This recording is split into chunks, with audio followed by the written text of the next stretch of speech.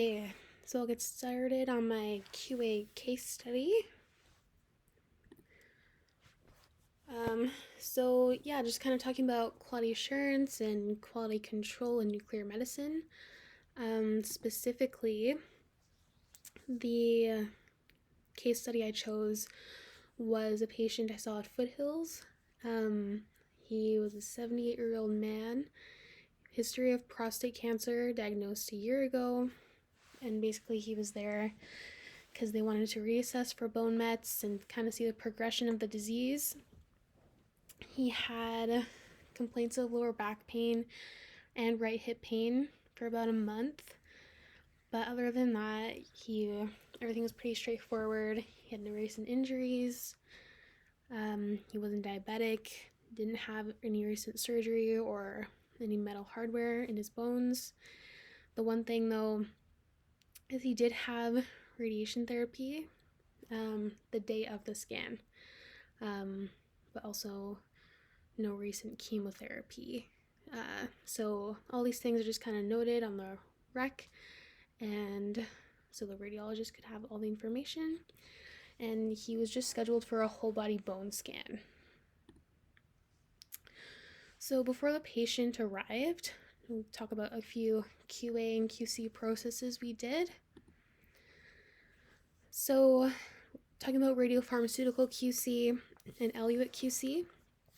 The eluate had to be tested for the amount of moly, so the molybdenum breakthrough test was done, and also to see that the aluminum wasn't above the limit. And in terms of radiopharmaceutical QC, they obviously made MDP, and then the strips were run and tested for the percent tag, how much hydrolyzed reduced was there, and also the amount of free pert. So obviously if these weren't in their allowable limits, we had poor radiopharmaceutical tag, the test wouldn't look as good, and the patient wouldn't get as accurate results. The radiologist would maybe have a hard time reporting on it, and just the images wouldn't be as high of quality as if the QC had passed and it was good. A couple other things, dose calibrator QC, so you want to make sure that our doses are accurate and that we're not over radiating the patient, but also that we're getting a high enough dose that we get a good count rate and nice looking images. So a few more things before the patient even got to the department is I looked through his chart and kind of see why he was coming in and if there was any other recent imaging he had done or any recent bone scans that we could compare this one to. So I saw for this patient, he had a whole body bone scan about 6 months ago, and he also had a CT that same day he was coming in. So at Foothills, I know normally if the patient has like a CT that day, sometimes they won't want a spec CT depending on what they see on the scan, so that was important to note. Also, I kind of like to look at the previous imaging reports if they have previous imaging, which kind of just helps us know if we would need to set up like a static image or a SPECT, so we just kind of prepare for that ahead of time. And basically I just wanted to obtain as much information I could before the patient even got there so that I could be prepared and like ask additional questions if I needed to. A couple more things. Daily QC in the morning. So we did a daily gamma camera flood, just making sure the camera's operating and that we can actually get a quality picture when he comes, because like if there was a problem with the detector heads, that would obviously show up on the QC. So making sure that was functioning. Another thing I did before he came for his scan portion, tube warm up. So this just kind of prolongs the X-ray tube's life and making sure we keep up the quality with our equipment. Also, this also helps with efficiency, so we don't have to get the patient on and off the bed just to do tube warm-up. So those two things were important. So when the patient arrived, there's a few more QA components we did. So first thing was introducing myself, saying, name, occupation, and duty. So I said I'm a student and kind of introduced myself that way. Patient identification, just making sure I had the right patient and that I wasn't injecting MDP into someone who came for a different scan. So I checked his first and last name. I also confirmed that his last name was on the dose sticker, just to make sure that it was his dose, it was the right amount, and that it was actually MDP that I was giving him, not some other radiopharmaceutical. After I kind of went through that, I went through the interview with him. I kind of went through my general spiel I give, so I made sure that I wouldn't forget anything, so he could have all the information he needed to give consent to the test. I also asked all the history questions I needed.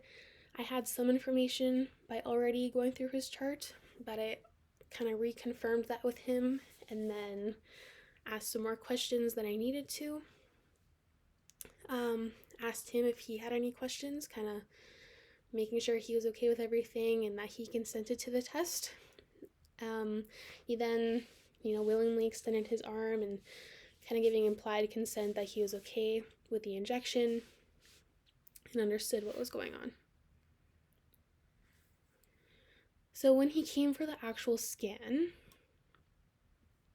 it was really important that I kind of checked in on the patient, making sure that he was doing okay, kind of gave him time points, letting him know how much time was left and he was doing good and staying nice and still. I also think this is important to do for patient safety. So making sure that, it's obviously a very narrow bed, making sure they're not about to fall off, making sure the camera heads don't collide with them if you're doing a SPECT or something. And then, so that kind of went through the whole scan. And once he left, I also made sure to clean the room and prepare it for the next patient. This also kind of falls into QA by limiting the spread of illness and to the next patient, making sure the next patient has a quality room and a clean bed, and kind of falls under quality assurance and making sure that they have the best experience that they can.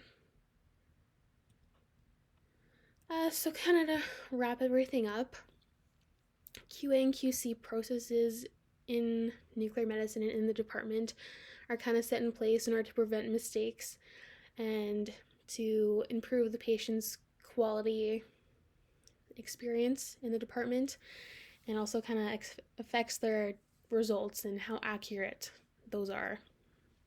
So again, you can kind of go through kind of the processes we do, so morning QC, which includes radiopharmaceutical QC, camera QC, dose calibrator QC. Everything we do in the morning will ensure that the images are high quality and that the tracer we give them is actually going to go to the right place and give us accurate images. If you look at tube warm-ups again, this prolongs the equipment's life and the quality of the equipment. So doing these processes really prevent future damage. A really important one, overviewing the patient's chart. So doing this really prepared me and kind of I knew what to expect before he came in. So I think doing this can also really help you know what questions to ask, what questions not to ask maybe, and kind of prepare you for when the imaging comes and, okay, are you going to need to do a SPECT or a static? And you can kind of compare previous imaging to the new scan you have today. And then obviously identifying the patient and making sure they're doing okay. You don't want to inject the wrong patient. You want to make sure that they're there for the right reasons. Obviously, this will prevent any mistakes and make their whole visit there much better. Some references there, and yeah, that's all I have.